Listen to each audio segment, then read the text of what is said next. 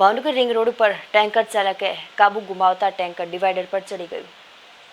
ભાવનગર શહેરના ring road પર tanker ચાલકે કોઈ અગમ્ય કારણોસર કાબુ ગુમાવતા ટેન્કર ડિવાઈડર પર ચડી જતા અકસ્માત સર્જાયો હતો, જેને લઈને ટેન્કરને વ્યાપક પ્રમાણમાં નુકસાન પહોંચ્યું હતું। જોકે સદનસીબે અકસ્માતમાં કોઈ જાનહાનિ કે ઈજા પહોંચી ન હતી, પરંતુ અકસ્માતને લઈને રિંગ રોડ પર લોકોના ટોળા એકઠા થઈ ગયા હતા।